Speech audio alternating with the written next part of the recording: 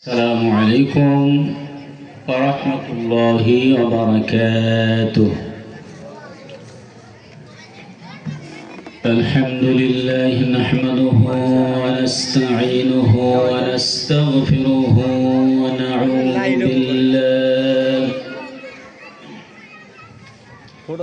ونعوذ بالله من شرور أنفسنا ومن سيئات أعمالنا. من يهد الله فلا مضل له ومن يضلل فلا هادي له. ونشهد أن لا إله إلا الله وحده لا شريك له. ونشهد أن سيدنا ومولانا محمدا عبده ورسوله الذي أرسله بالحق بشيرا ونذيرا وداعيا إلى الله بإذنه وسراجا منيرا. فقد قال الله تعالى في كلامه المجيد والفرقان الحميد.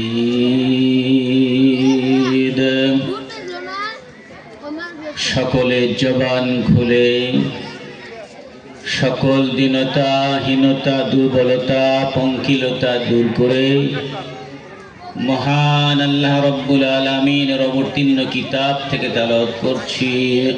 আউযু বিল্লাহি মিনাশ শাইতানির রাজীম। বিসমিল্লাহির রাহমানির রাহিম। লাকাদ কানা লাকুম ফি রাসূলিল্লাহি উসওয়াতুন হাসানাহ। عن أنس رضي الله تعالى عنه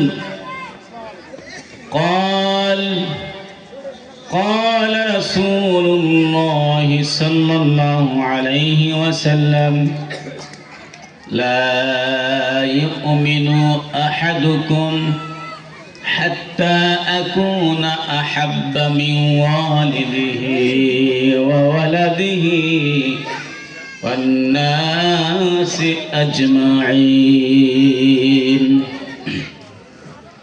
وقال الله تعالى في كلامه المجيد والفرقان الحميد.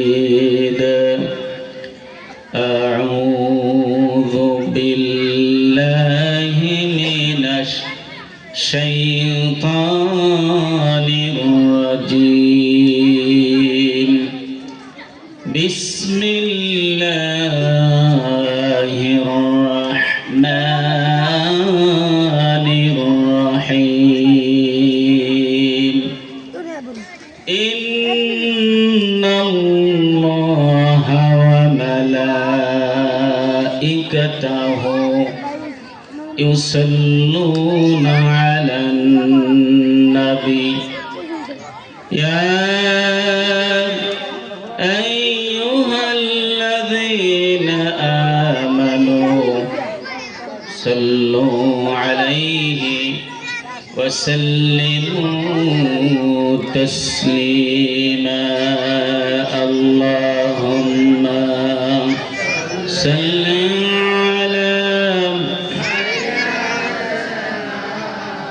مولانا محمد وعلى آل سيدنا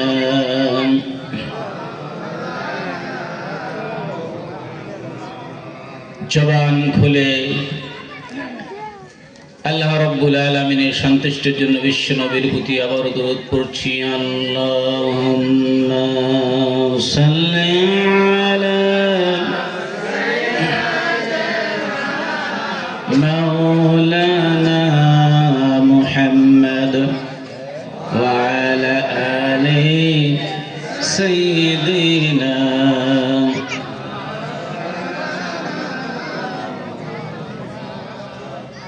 যে মানুষ মানুষের বেদনায়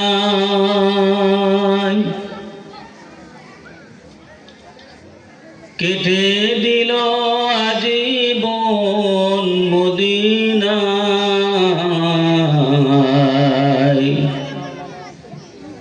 যে মানুষ মানুষের বেদনায় কেটে দিল আজীবন মদিনায়, সেই মানুষ সেই মাটি যদি হয় এত সুন্দর, না জানি তাহলে তুমি কত সুন্দর, কত সুন্দর। আল্লাহুম্মা সাল্লি আলা মাওলানা মুহাম্মদ ওয়া আলা আলি সাইয়্যিদিনা।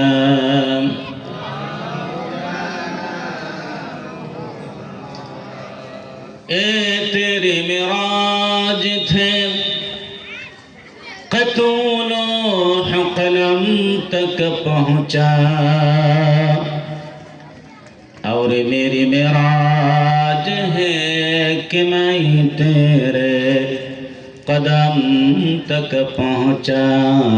बलगल उला बिकमालिही कशफत दुजा बिजमालिही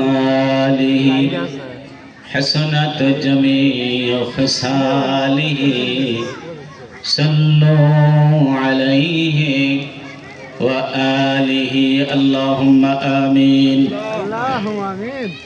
रब्बना ज़लमना अनफुसना व इल्लम तग़फिर लना वतरहमना लनकूनन्न मिनल खासिरीन। पूर्व ধারাবর্ষা বাইতুল জামি মসজিদের উন্নয়ন কল্পে যুব সমাজের উদ্যোগে দ্বিতীয় বার্ষিক মহাসম্মেলনে কয়েক মর্তবা দরুদ ও সালাম পেশ করে তোমার শাহী দরবারে দুখানা হাত উত্তোলন করেছি। রব্বুল আলামিন যারা মাহফিলের আয়োজন করেছেন আর দূরদরাজ থেকে যারা শোনার জন্য এসেছেন, পুরুষ এবং মহিলা, কিয়ামতের দিন মুসিবতের ময়দানে আমাদের এই মাহফিল সকলের জন্য নাজাতের ওসিলা হিসেবে কবুল করে নিও। আয় আল্লাহ তাআলা, যুবক ভাইরা, আজকের এই খুশির দিবসে, বিজয় দিবসে কনসার্ট না করে, গান বাজনার আয়োজন না করে, তোমার মহব্বতে, রসুলের মহব্বতে মানুষদেরকে দ্বীনের কথা শোনানোর জন্য মাহফিলের আয়োজন করেছেন। এই মাহফিলকে তোমার শাহী দরবারে কবুল করে নাও। রব্বুল আলামিন, যেই দিন কেউ কারো উপকারে আসবে না, ইয়া নাফসি রব উঠে যাবে, যেই ময়দানে সমস্ত নবীরা ইয়া নাফসি বলবে, ওই ময়দানে একজন দরুদের নবী, প্রাণের ছবি, বিশ্ব নবী ইয়া হাবলি উম্মতি বলবেন। ওই ময়দানে বিশ্ব নবীর সুপারিশ আমাদের জন্য নাজাত উসিলা করে দিও। আল্লাহ তাআলা আমাদের আব্বা জনম দুঃখিনী মা যাদের দুনিয়ার থেকে বিদায় নিয়ে চলে গেছেন, দয়া করে মেহেরবানি করে আমাদের প্রত্যেকের আব্বা আম্মার কবরের সাপ পৌঁছায়া দাও ইয়া রব। করম তো अगर करे ओ बात जुबा को जो दिल पर असर करे, ربنا تقبل منا إنك أنت السميع العليم وتب علينا إنك أنت التواب الرحيم. سبحان ربك رب العزة عما يصفون وسلام على المرسلين والحمد لله رب العالمين.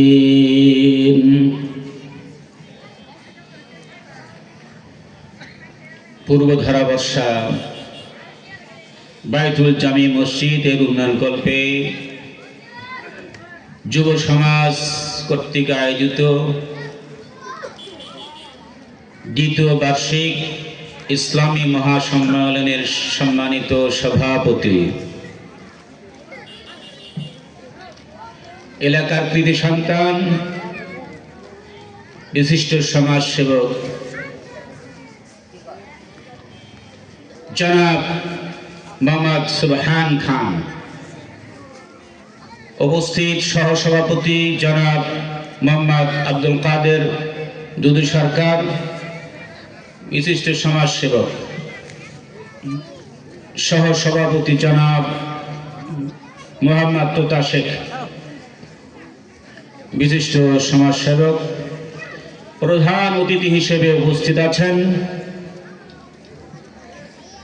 জনাব মোহাম্মদ নুরুল ইসলাম, সাবেক যুগ্ম আহ্বায়ক সারিয়াকান্দি উপজেলা বিএনপি, সাবেক সাংগঠনিক সম্পাদক ও সাবেক সভাপতি 11 নম্বর বহাইল ইউনিয়ন বিএনপি।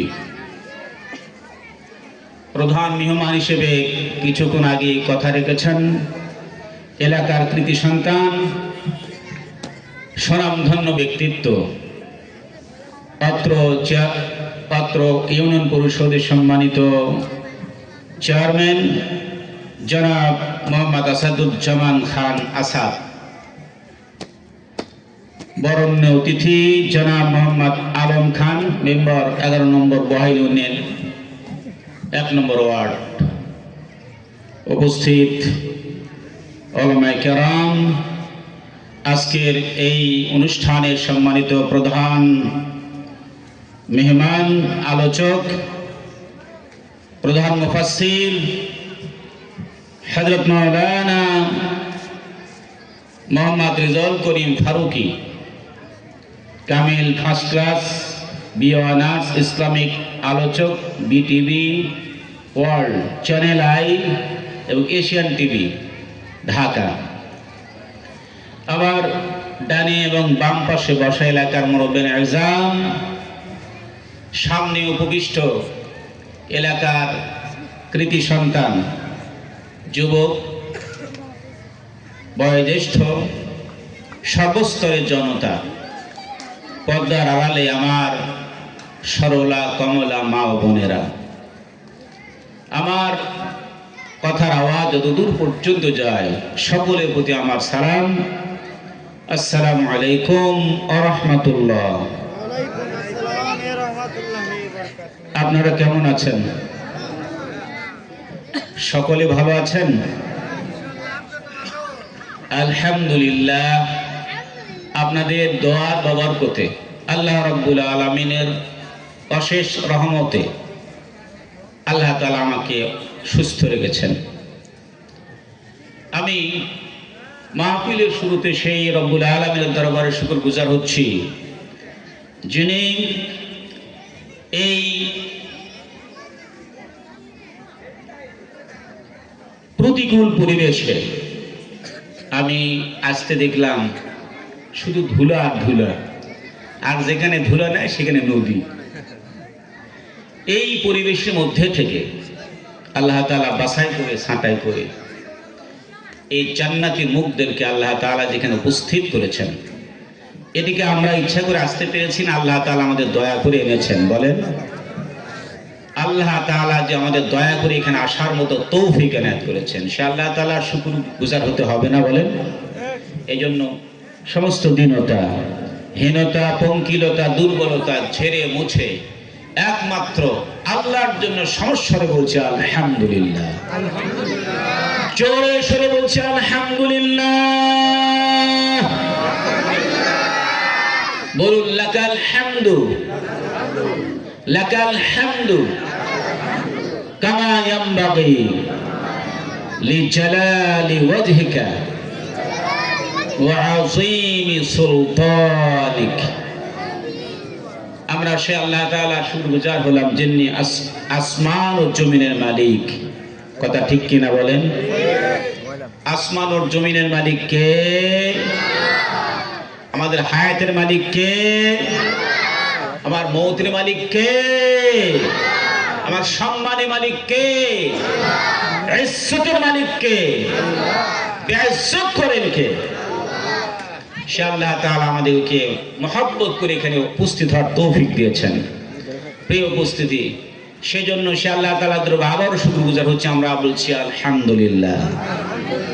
বিশ্বনবী জনাবে মুহাম্মদ রাসূলুল্লাহ সাল্লাল্লাহু আলাইহি ওয়াসাল্লাম, যিনি নূর মুজাসসাম, মুজাসসামে কোরআন, জনাবে মুহাম্মদ রাসূলুল্লাহ, সকলে বলছি সাল্লাল্লাহু আলাইহি ওয়াসাল্লাম, তার প্রতি অসংখ্য দরুদ ও সালাম বর্ষিত হোক। আমরা বলছি সাল্লাল্লাহু আলাইহি ওয়াসাল্লাম।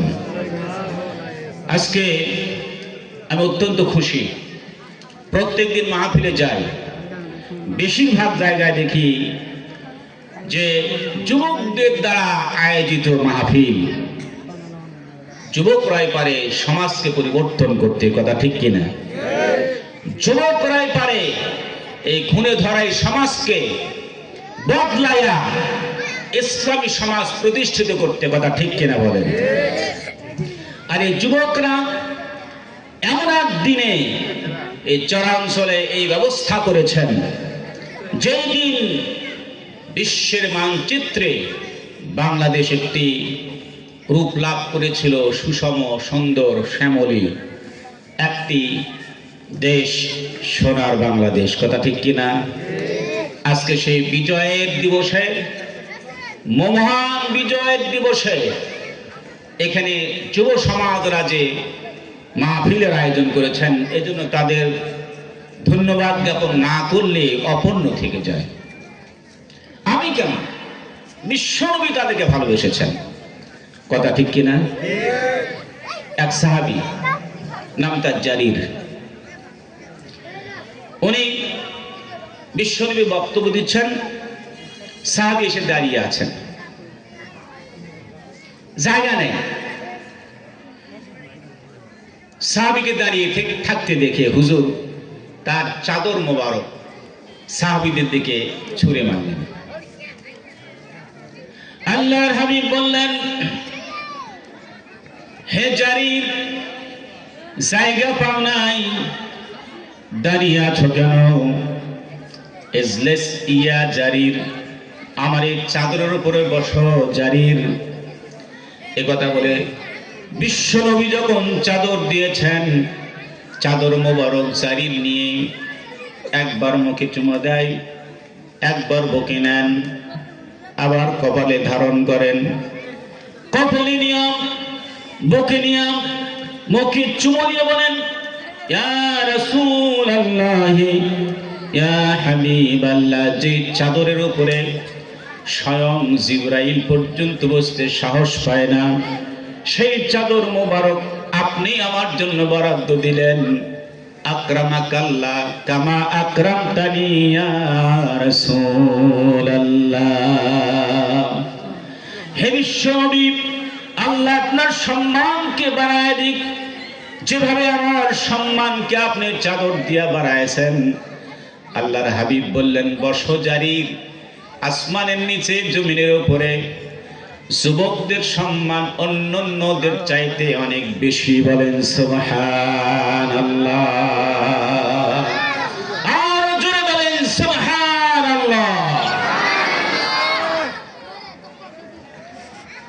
ভাইরা আমার, এই জন্য যুবক বয়সে ইবাদত আর বৃদ্ধ বয়সের ইবাদত অনেক পার্থক্য। আল্লাহর হাবিব বলেন, ওয়াশাবুন নাশাবু ইবাদাতিল্লাহ, যুবক বয়সে যারা ইবাদত করে কিয়ামতের ময়দানে, মুসিবতের ময়দানে 7 শ্রেণীর লোকদেরকে জান্নাতে দেওয়া হবে, আর শাযীমের ছায়ার নিচে জায়গা দেওয়া হবে। তার মধ্যে এক শ্রেণী হচ্ছে যুবক বয়সে যারা ইবাদতে কাটায়। বলেন সুবহানাল্লাহ। ভাইরা আমার, সেই জন্য আমার যুবক ভাইরা, কলিজার টুকরা যুবক ভাইরা এই মাহফিলের আয়োজন করেছেন, তাদেরকে ধন্যবাদ জানাই। আমি বিশ্বাস করছি যতক্ষণ পর্যন্ত কথা চলবে ততক্ষণ আপনারা থাকবেন ইনশাআল্লাহ। থাকবেন তো ইনশাআল্লাহ? থাকলে কি হবে? এই মাহফিল বিশ্বনবীর ভাষণ। আল্লাহ রাসূল বলেন হাফাতহুমুল মালায়েকা। আমরা হয়তো দেখছি এখানে 100-150 বা 200 লোক আছে, মহিলারা দেখলাম এর চেয়ে বেশি। এখানে শুধুমাত্র 100-150 নয়, অসংখ্য ফেরেশতারা বেষ্টন করে রেখেছে। বলেন সুবহানাল্লাহ। গাশিয়াতুর রাহমা, রহমত বর্ষিত হচ্ছে। ওয়া নাযালাত আলাইহিমুস সাকিনা, আর আসমান থেকে অঝোর ধারায় আল্লাহ তাআলা আসমান থেকে রহমত বর্ষিত হচ্ছে। বলেন সুবহানাল্লাহ। এটা একটা জান্নাতের বাগান। এই জান্নাতের বাগানে যারা আসবে, বিশ্বনবী বলেন মনের কানে অন্তর দিয়ে কোরআন যদি শোনে, এই কোরআন শোনার দ্বারা সমস্ত জাহালাত, সমস্ত মূর্খতা, সমস্ত অপরাধ ধুয়ে মুছে সাফ হয়ে যাবে। বলেন সুবহানাল্লাহ। অপরপক্ষে যদি মাহফিলে বসে মনোযোগ না দেই, কথাবার্তা বলি, গন্ডগোল করি, বিঘ্ন সৃষ্টি করি, তাহলে মূর্খতা, জাহালাত আমাদেরকে পেয়ে বলবে। আমরা মাহফিলে বসে গুণমুক্ত হয়ে যেতে চাই না গুণযুক্ত হয়ে যেতে চাই? কোনটা বলেন? গুণমুক্ত হয়ে যেতে চাই। সুতরাং আমরা যতক্ষণ শুনবো, অন্তর দিয়ে শুনবো তো ইনশাআল্লাহ। শুনবো তো ইনশাআল্লাহ। ভাইরা আমার, বিশ্বনবী বক্তব্য দিচ্ছিলেন।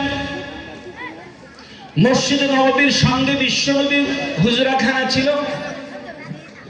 আল্লাহর হাবিব বক্তব্য দিচ্ছেন।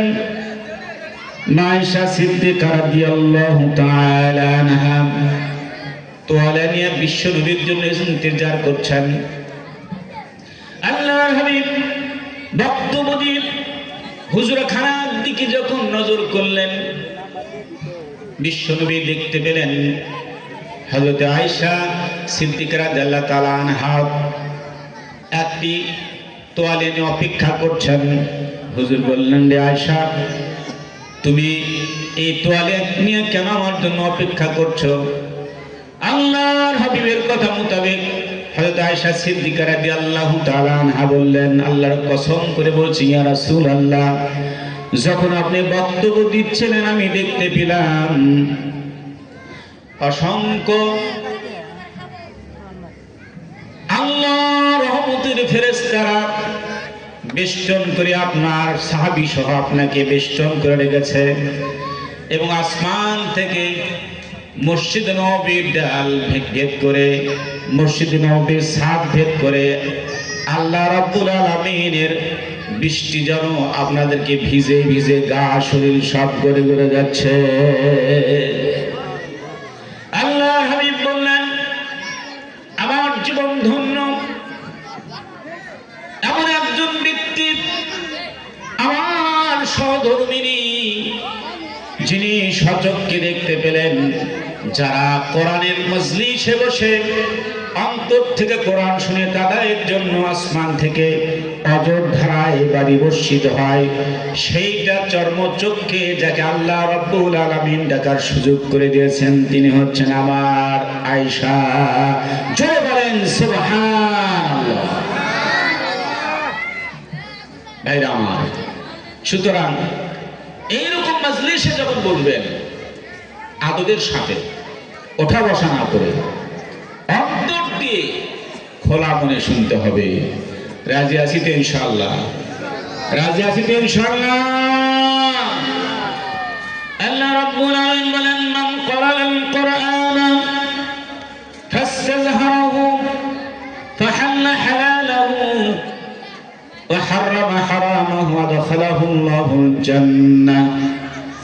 যেই ব্যক্তি কোরআন শরীফ শুনবে, কোরআন শরীফ শোনার কারণে প্রত্যেকটি হরফে বিনিময়ে আল্লাহ তাআলা তার আমলনামায় 10টি করে নেকি দিয়ে দেবেন।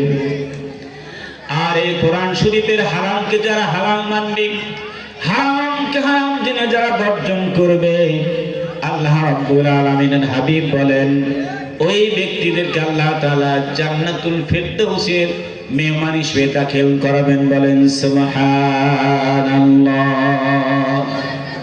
শুধু জান্নাতে ওনাকে দাখিল করাবেন না, হুজুর বললেন ওয়াশফাআহু, সুপারিশ করা পারমিশন দেবেন যাদের এমন 10 ব্যক্তি যাদের জাহান্নামে যাওয়ার জন্য চূড়ান্ত ফয়সালা হয়ে গেছে। ওয়াজাবাত লাহুন্না, হুজুর বলেন জাহান্নামে যাওয়ার জন্য চূড়ান্ত ফয়সালা দেওয়া হয়েছে। এই জাতীয় 10 জনকে ফিরাইয়া সুপারিশ করে কোরআন মাননেওয়ালা, কোরআন শুননেওয়ালা জান্নাতে নিতে পারবে। বলেন সুবহানাল্লাহ। জোরে বলেন সুবহানাল্লাহ। নারায়ে তাকবীর, নারায়ে তাকবীর। কোরআন সুন্নাহ যেখানে, কোরআন হাবিব যেখানে, রাজি আছি তো ইনশাআল্লাহ? এখানে কোরআনের আলোচনা হবে। আল্লাহ রাসূল বলেন মান ক্বালা বিহি সাদাকা, যে কোরআন থেকে বলে সে সত্য কথা।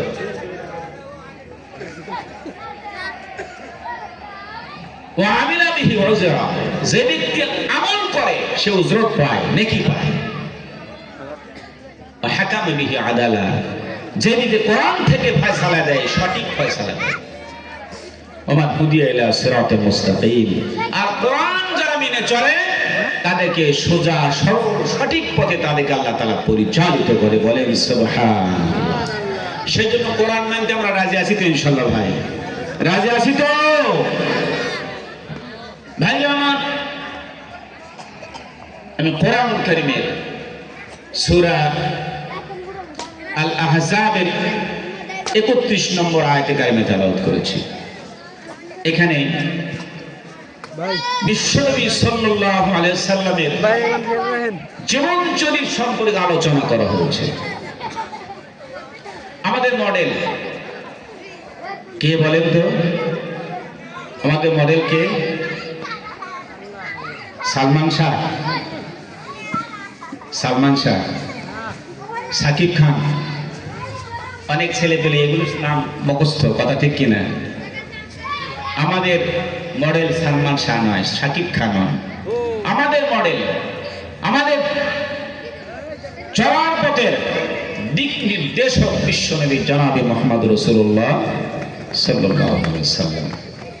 তিনি দুনিয়াতে আবির্ভূত হয়েছেন কোরআনমাফিক জীবনযাপন আল্লাহর পক্ষ থেকে আদিষ্ট হয়ে, আর তিনি হচ্ছেন তার বাস্তব নমুনা। বলেন সুবহানাল্লাহ। ভাইরা আমার, আল্লাহ রাব্বুল আলামিন যে নবী সম্পর্কে বলে দিলেন লাকাদ কানা লাকুম ফি রাসূলিল্লাহি উসওয়াতুন হাসানাহ, তোমরা তোমাদের বাস্তব জীবনে, পারিবারিক জীবনে, ব্যক্তি জীবন, সামাজিক জীবন, রাষ্ট্র জীবন কিভাবে পরিচালিত করবে একমাত্র শুধুমাত্র বিশ্ব নবীর চরিত্রের দিকে তাকায়া যেইভাবে করেছেন সেইভাবে তোমরা সম্পাদন করো, তাহলে তোমরা মুসলমান। কেন দুনিয়াতে একজন মানুষ তার চরিত্রের ব্যাপারে সকল মানুষের কাছে কি প্রচার করতে পারে? বলেন পারে? পারে না। যত বড় নেতা বলেন আর যত বড় সমাজপতি বলেন, এমপি বলেন, মন্ত্রী বলেন, কেউ কি নিজের চরিত্রের কথা সকলের কাছে খুলে খুলে বলতে পারবে? বলেন একজন নেতার কথা বলেন বিশ্বনবী ছাড়া জিন্দেগিতে মিথ্যা কথা বলে নাই, এমন নেতা আছে? জিন্দেগিতে ওজনে কম দেয় নাই, জিন্দেগিতে প্রতারণা করে নাই, জিন্দেগিতে কারো সঙ্গে কোনো ব্যাপারে কথার খেলাপ করে নাই, এমন নেতা দেখাতে পারবেন? কেউ নেই। আল্লাহর হাবিব বলেন, রে আমার সাথীরা,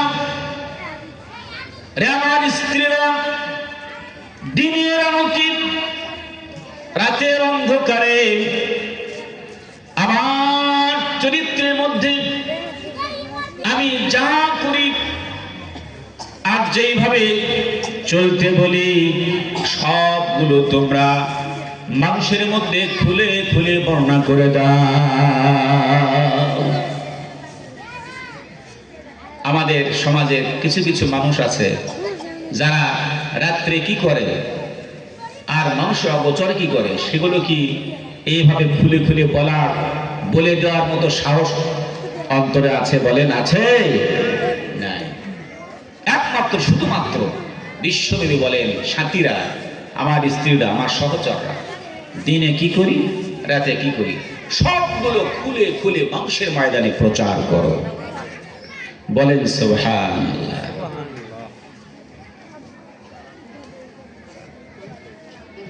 চাঁদের চেয়েও সুন্দর তিনি, নবী আমার কামলিওয়ালা। কথা ঠিক কিনা বলেন? চাঁদের চেয়েও সুন্দর তিনি, নবী আমার কামলিওয়ালা। আল্লাহ রাব্বুল আলামিন বলেন, ওয়া ইন্নাকা লাআলা খুলুকিন আযীম। সৃষ্টি করেছেন কে? বলেন। জীবন দিয়েছেন কে? আল্লাহ রাব্বুল আলামিন। বিশ্বনবীর সম্পর্কে সার্টিফাই করে বলছেন, হে নবী, আমি আল্লাহ নিজে আপনার চরিত্রে গ্যারান্টি দিই, সমস্ত সুন্দরতম এবং যত গুণাবলী আছে সমস্ত গুণাবলী ঊর্ধ্বে সর্বশ্রেষ্ঠ গুণাবলী করে আমি আল্লাহ তাআলা আপনাকে দুনিয়াতে আবির্ভূত করেছি। বলেন সুবহানাল্লাহ।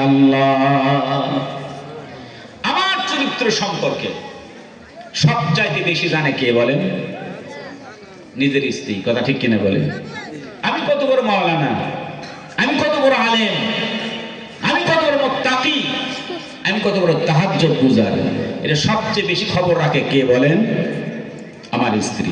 আপনার সম্পর্কে আপনার স্ত্রী খবর রাখে। কথা ঠিক কিনা? এই জন্য বিশ্বনবী বলেন, যে ব্যক্তির স্ত্রী তাকে সার্টিফাই করে তুমি সত্যি ভালো, জগতের মধ্যে আসলে ওই ব্যক্তি ভালো। বলেন সুবহানাল্লাহ। আর যে স্ত্রী সম্পর্কে নিজের স্বামী বলবে আমার স্ত্রী সবচেয়ে ভালো, তাহলে বুঝতে হবে জগতের মধ্যে ওই স্ত্রী সবচাইতে শ্রেষ্ঠ স্ত্রী। বলেন সুবহানাল্লাহ। বিশ্বনবী তার স্ত্রী সম্পর্কে বলতেন, আমার স্ত্রীরা সবচেয়ে ভালো, শ্রেষ্ঠ স্ত্রী। বলেন সুবহানাল্লাহ। সেই স্ত্রী সম্পর্কে বিশ্বনবী সময় কি বললেন দেখেন। পর্দার আড়াল থেকে এক লোক জিজ্ঞাসা করছে, মা, বিশ্বনবীর চরিত্র সম্পর্কে একটু বলেন, আমরা জানতে চাই। হযরতে মায়েশা সিদ্দিকা বললেন, কেন তোমরা কোরআন পড়ো না? বলে হ্যাঁ কোরআন পড়ি। হযরতে আয়েশা বললেন, কোরআন পড়ো, অথচ বিশ্ব নবী সম্পর্কে জিজ্ঞাসা করো। কোরআন শরীফ সূরা ফাতিহা, সূরা বাকারা থেকে শুরু করে নাস পর্যন্ত যা তোমরা পড়েছো এটা একটা কাগজে লেখা কোরআন। আর জীবন্ত কোরআন যদি দেখতে চাও, বিশ্ব নবীর চরিত্রের দিকে তাকাও। তিনি হচ্ছেন হুয়া খুলুকুল কোরআন। জয় বলেন সুবহানাল্লাহ। আল্লাহর হাবিবকে কোরআনের সঙ্গে সম্বোধন করে আমার মা বিশ্ব মাতা হযরত আয়েশা সিদ্দিকা রাদিয়াল্লাহু তাআলা আনহা বললেন, জীবন্ত কোরআন যদি দেখতে চাও, বিশ্ব নবীর চরিত্রের দিকে তাকাও। তার চরিত্রে কোনো লেশ মাত্র ভুল নাই। তার অনুসরণ করতে হবে। কাকে বলেন? কাকে অনুসরণ করবেন? এই দুনিয়ার আতি পাতি সাথী নেতাকে না বিশ্ব নবীকে বলেন? কাকে অনুসরণ করতে হবে? আল্লাহর হাবিব বলেন, কুল্লু উম্মতি ইয়াদখুলুনাল জান্নাহ, আমার উম্মতেরা প্রত্যেকেই জান্নাতে যাবে, ইল্লা মান আবা, শুধু আমার অস্বীকারীরা জান্নাতে যেতে পারবে না। কিলা মান আবা ইয়া রাসূলুল্লাহ, বুখারী মুসলিম শরীফের হাদিস। আল্লাহর হাবিবকে বলা হলো, ইয়া রাসূলুল্লাহ, আপনার অস্বীকারী আবার কারা? আল্লাহর হাবিব বলেন, মান আতাআনি, আমার ব্যক্তি, আমার পরিবার, আমার সমাজ ও রাষ্ট্রে যেইভাবে আমি চলেছি, যেইভাবে আমি দেখিয়েছি, আমাকে অনুসরণ করে যারা চলবে তারাই জান্নাতি। বলেন সুবহানাল্লাহ। আর আমার বিরুদ্ধচারণ করবে যারা, তারাই আমার অস্বীকারী। বলেন নাউযুবিল্লাহ।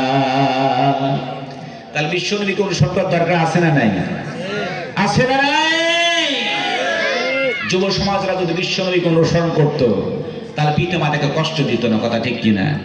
যুব সমাজ যদি বিশ্ব নবীর অনুসরণ করতো, নামাজ কাজা করতে পারতো না। বিশ্ব নবীকে যদি সমাজের লোকেরা যদি প্রত্যেকটা ক্ষেত্রে অনুসরণ করত, তার দ্বারা প্রতারণা, তার দ্বারা হিংসা বিদ্বেষ, তার দ্বারা মারামারি, তার দ্বারা খুনাখুনি, তার দ্বারা চাঁদাবাজি কোনো কিছু সম্ভব ছিল না। কথা ঠিক কিনা? আল্লাহ নবী এক জায়গায় গোস্ত বন্টন হচ্ছে। কি হচ্ছে বলেন? গোস্ত বন্টন হচ্ছে। এই গোস্ত বন্টনের এক প্রান্তে এক বৃদ্ধা মহিলা এক পা দু পা করে হেঁটে আসলেন। আল্লাহ নবী দাঁড়িয়ে গেলেন, সালাম দিলেন, এরপরে তার চাদর মোবারক বিছিয়ে দিলেন। ওই মহিলা এসে সেখানে বসে পড়ল। সাহাবীরা অবাক হয়ে গেলেন, অবাক দৃষ্টিতে তাকায় বলেন, ইয়া রাসূলুল্লাহ, আপনার দামি চাদর মোবারক, যেই চাদরের উপরে স্বয়ং জিবরাইল পর্যন্ত বসতে ভয় পায়, বসে না, আর একজন সাধারণ বৃদ্ধা মহিলা এক পা দু পা করে হেঁটে এলো, আর আপনি দাঁড়িয়ে গেলেন, সালাম দিলেন। এরপরে আসার পরে শুধু সালাম দিয়ে ক্ষান্ত হলেন না, আপনার চাদর মোবারক বিছিয়ে দিলেন, সেখানে তিনি বসলো। এরপরে আদর করে যত্ন করে তাকে গোস্ত দিলেন। উনি দাঁড়ালেন, উঠে চলে গেলেন, আপনি সালাম দিলেন। কে এই মহিলা? আমরা বুঝতে পারলাম না, চিনতে পারলাম না। আল্লাহর হাবিব কান্না জড়িত কণ্ঠে বললেন, রে আমার সাহাবীরা, ছোট্ট বয়সে মার গর্ভে যখন ছিলাম, সেই মুহূর্তে বাবা আমাকে ছেড়ে দুনিয়ার থেকে বিদায় হয়ে চলে গেছে। আব্বা বলে ডাকার মতো দুনিয়াতে কেউ নাই, আমি আব্বাকে দেখতে পাই নাই। ছোট্ট বয়সে যখন আমার দুনিয়াতে আল্লাহ তাআলা নিয়ে আসলেন, ভবিষ্য হওয়ার পরে মা গর্ভ থেকে দুনিয়াতে আসার পরে 7 দিন পরে আমাকে ধাত্রী ঘরে পাঠানো হয়। সেখানে গিয়ে যিনি আমাকে দুধ দিয়ে লালন পালন করেছেন, ইনি সাধারণ কোনো মহিলা নয়, ইনি আমার সে দুধমা হালিমাতুস সাদিয়া। বলেন সুবহানাল্লাহ। মায়ের যত্ন কিভাবে করতে হয়, বিশ্বনবী দেখিয়েছেন, কথা ঠিক কিনা? আমার ভাইরা, দুনিয়াতে যদি রিজিক চাও, বরকত চাও, সমৃদ্ধি চাও, ব্যবসায় যদি উন্নতি চাও, আর সমাজের মধ্যে তোমার সম্মান যদি বৃদ্ধি করতে চাও, আজ থেকে নিজের মা নিজের বাবার কাছে গিয়া পায়ে ধরে মাপ চাও। যদি কোনো প্রকারের দ্বন্দ্ব থেকে থাকে, যদি মার পা ধরে বাবার পা ধরে যদি মাপ চাও, আল্লাহর আরশ আজিম খুশি হয়ে যাবে, তোমার সব গুনাহ আল্লাহ রাব্বুল আলামিন মাফ করে দিবে। আমার কথা না, বিশ্বনবীর কথা। রিদা রব্বা রিদা ওয়ালিদাইন, সাক্তু রব্বা সাক্তু ওয়ালিদাইন। পিতা মাতার খুশিতে আল্লাহ খুশি, পিতা মাতার বেজার আল্লাহ বেজার। আল্লাহ যদি বেজার থাকে, আল্লাহ যদি কোনো ব্যক্তির উপরে নাখোশ থাকে, বলেন তো এই ব্যক্তির নামাজ রোজা হজ যাকাত কোনো কিছু আল্লাহর দরবারে যাবে? আল্লাহ বলেছেন, আমার সন্তুষ্ট যদি পেতে চাও, আব্বাকে সন্তুষ্ট করো। আমার সন্তুষ্ট যদি পেতে চাও, মাকে সন্তুষ্ট করো। যুবক ভাইরা, হাত উঁচু করে বলো, আজ থেকে বাবা মাকে কে কে সম্মান করবে? হাত উঁচু করে দেখাও। এখনো অনেক যুবক ভাইরা হাত উঠায় নাই। মনে হয় বাপের সাথে মনোমালিন্য আছে, কথা ঠিক কিনা? বাবার সাথে মনোমালিন্য থেকে কোনো কাজ হবে না, ব্যবসা উন্নতি হবে না, চাকরি বাকরিতে উন্নতি হবে না, সারা জীবন কষ্টের দিন যাবে। আমার ভাইরা, বিশ্বনবীর দরবারে এসে এক সাহাবী বললেন, মা আহাক্কু হুসনে সাহাবাতি ইয়া রাসূলুল্লাহ, হে আল্লাহর নবী, খেদমত করব কার? আল্লাহর হাবিব বললেন, উম্মুকা, তোমার মায়ের। সুম্মা আইয়ুন, এরপরে কার? হুজুর বললেন, উম্মুকা, তোমার মায়ের। সুম্মা আইয়ুন, এরপরে কার? হুজুর বললেন, উম্মুকা, তোমার মায়ের। কয়বার বললেন? কয়বার বললেন? কি ভাই বুঝতে পারছেন? কয়বার বললেন? 3 বার। চতুর্থবার হুজুরকে বলা হলো সুম্মা আইয়ুন। আল্লাহর হাবিব বলেন, আবাকা, তোমার পিতা। তাহলে মায়ের সম্মান কয় গুণ? কয় গুণ? 16 আনাকে যদি 3 গুণ এক জায়গায় করি তাহলে হয় 12 আনা, কথা ঠিক কিনা? আর 1 অংশ যদি করি তাহলে হয় 4 আনা।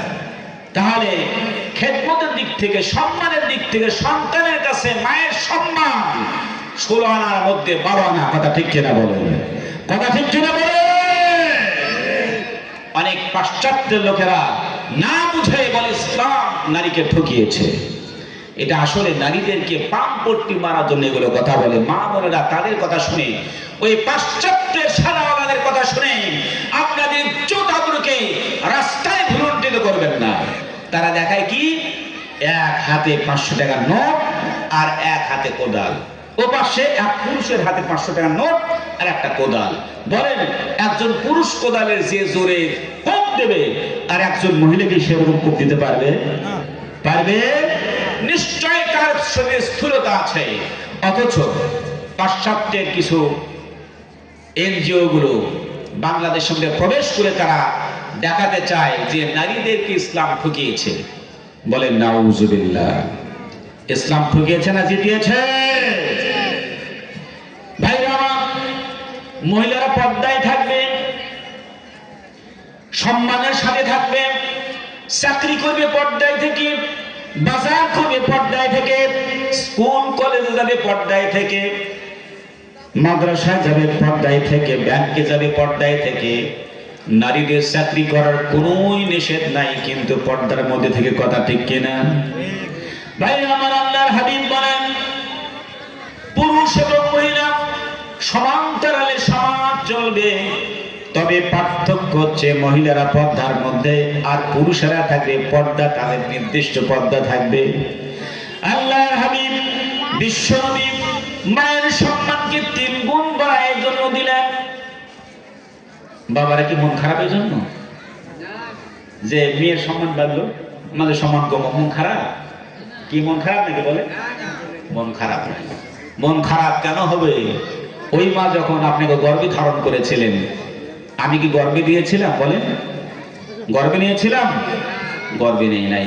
ওই মা যখন আমাকে গর্ভে ধারণ করে 9 মাস 10 দিন, মানুষ বলে 10 মাস 10 দিন, এ কথা ঠিক নয়। 9 মাস 10 দিন, 10 মাস 10 দিন নয়, কিন্তু এটা আগে থেকে প্রচলিত কথা। আসলে মেয়েদের সময় হচ্ছে যে 9 মাস 10 দিন গর্ভে থাকে, কথা ঠিক কিনা বলেন? এই 9 মাস 10 দিন থেকে সন্তানটা হাঁটুতে গুঁতো দিয়েছে, কথা ঠিক কিনা? মা থালাটা নিয়ে কেবলই খাবার বসেছে, কথা ঠিক কিনা? এই মাত্র খাবার নিয়ে বসেছে, ইতিমধ্যে ধাক্কা দিয়েছে হাঁটু দিয়ে, ওই মা দাঁড়িয়ে গিয়েছে। দাঁড়িয়ে গিয়ে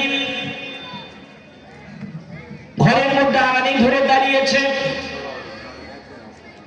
একটু ঘুমানোর জন্য চেষ্টা করছেন। গভীর রাত, বাপ নাক ডেকে ডেকে ঘুমায়, আর রাত 3টা 3:30 বাজে এই মুহূর্তে মাকে গুঁতো দিয়েছে। মা দাঁড়িয়ে দাঁড়িয়ে আল্লাহ আল্লাহ আল্লাহ আল্লাহ করতে করতে রাত্রিটা গুজরাট করে দিয়েছে।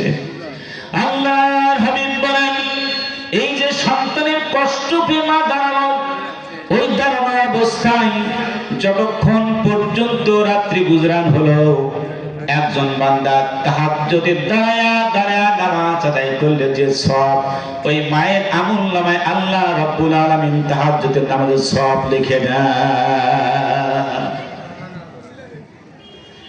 ভাইরা আমার, আল্লাহর হাবিব বলেন, মায়েরা যখন সন্তান গর্ভে ধারণ করে কষ্ট অনুভব করে, ওই মুহূর্তে যতগুলো নামাজের সময় হয়েছে, ওই নামাজের সময়গুলোতে যতগুলো সময় তারা কষ্ট করে নামাজ আদায় করেছে, এই অবস্থায় আল্লাহর হাবিব বলেন তার নামাজের সঙ্গে সওয়াবকে বৃদ্ধি করে দেওয়া হয়েছে। বলেন সুবহানাল্লাহ।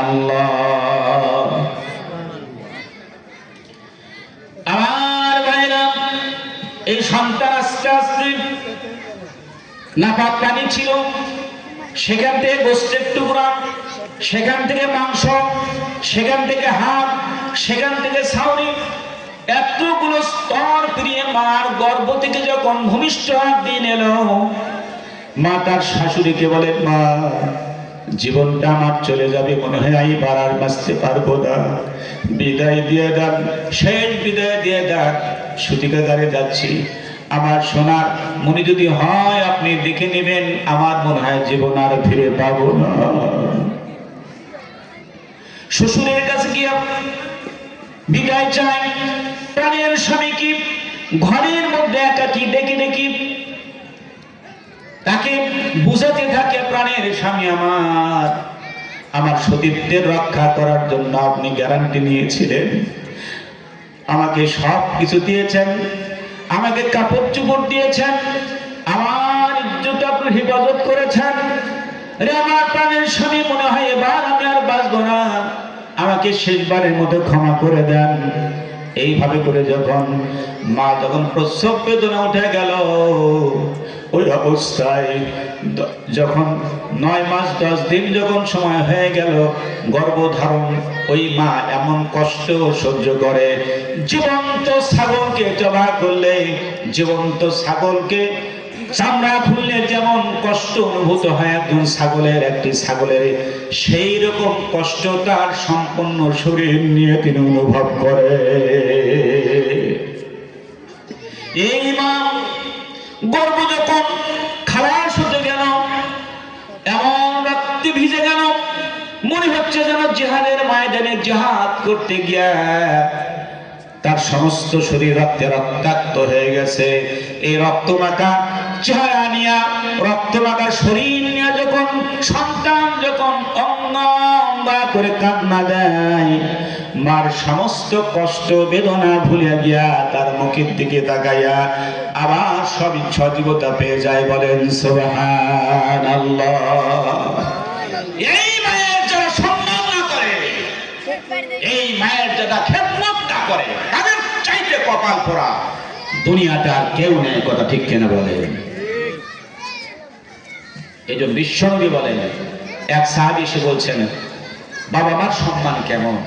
হুজুর বললেন, হুমা নারুকা হুমা জান্নাতুকা, তারাই তোমার বাপ জান্নাত, তারাই তোমার জাহান্নাম।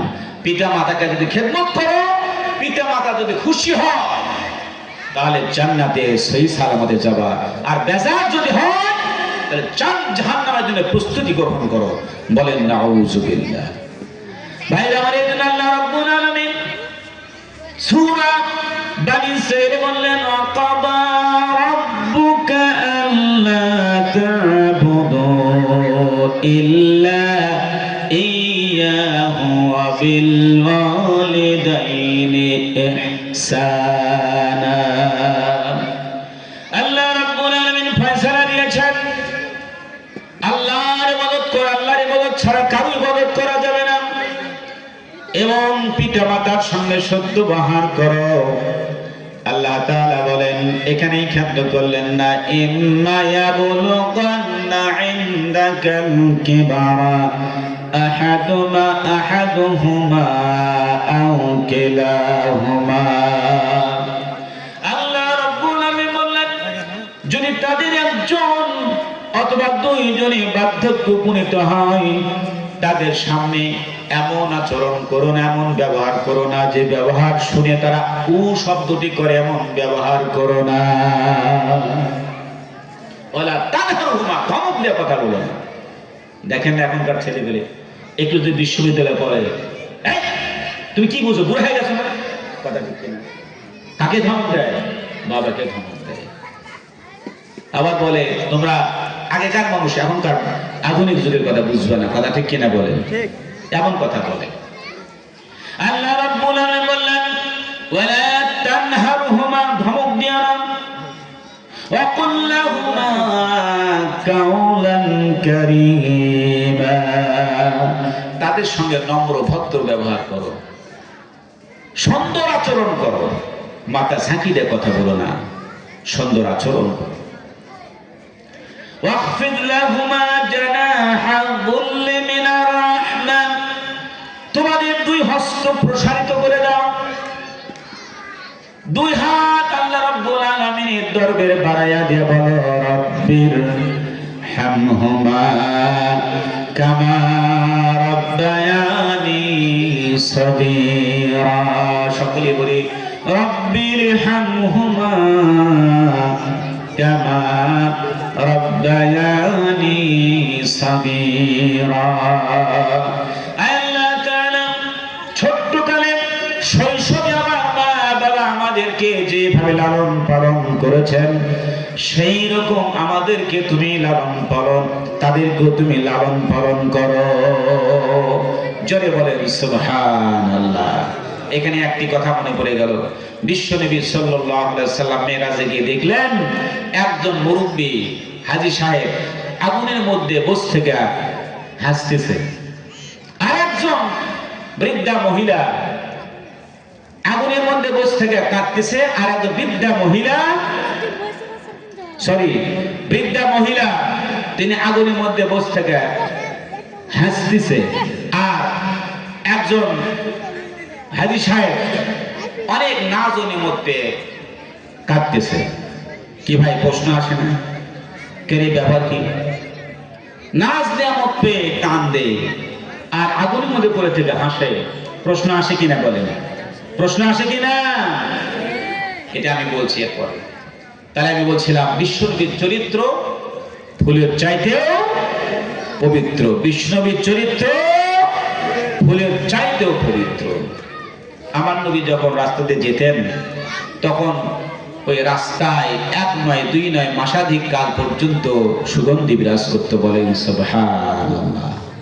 আমার নবীর যখন চেহারা মোবারক ঘামত, মনে হতো যেন মুক্তার দানা চিকচিক করে করে মুক্তার দানাগুলো ঝরে ঝরে পড়ছে। ভাইরা আমার, হযরত আবু হুরায়রা রাদিয়াল্লাহু তাআলা আনহু বলেন, বিশ্ব নবী চেহারা এত সুন্দর ছিল, হযরত আবু বকর সিদ্দিক রাদিয়াল্লাহু তাআলা আনহু এক চাঁদের দিকে তাকান, আবার বিশ্ব নবীর দিকে তাকান।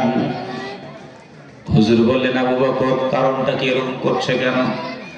হযরতে আবু বকর সিদ্দিক বলেন, ইয়া রাসূলুল্লাহ, আমি পূর্ণিমার চাঁদের দিকে তাকায়া দেখলাম সেখানে কিছু না কিছু দাগ আছে, কিন্তু আপনার নবুয়তী সুন্দর চেহারার মধ্যে আমি তো কোনো দাগ দেখতে পাই না।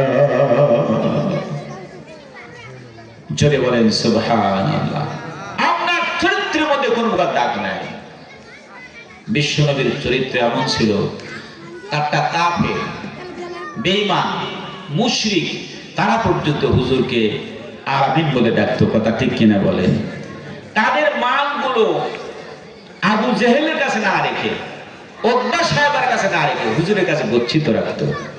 কি আমানতদার ছিল ভাইরা আমার।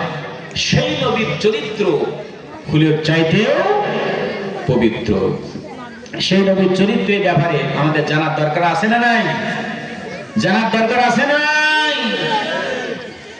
ভাইরা আমার, আল্লাহ রাব্বুল আলামিন নবী সম্পর্কে বললেন, ফালা রাব্বিকা লা ইউমিনুন,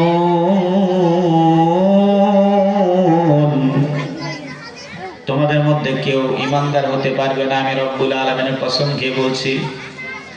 আল্লাহ রাব্বুল আলামিন এমনিতে বললেই হয়ে যায়, কিন্তু কোরআনের আয়াত দিয়ে কসম করে বলেন, আমার রব্বিকে কসম করে বলছি তোমরা মুমিন নয়।